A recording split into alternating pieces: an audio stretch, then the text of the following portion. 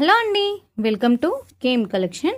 ముందుగా మన ఛానల్ని సబ్స్క్రైబ్ చేసుకుని వాళ్ళు సబ్స్క్రైబ్ చేసుకోండి.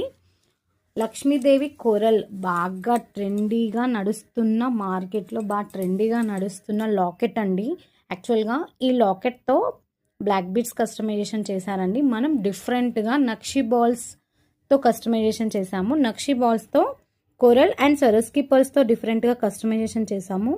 నెక్ లెంత్ సైజుని బట్టి కస్టమైజేషన్ చేసాము. చాలా బ్యూటిఫుల్గా ఉంది.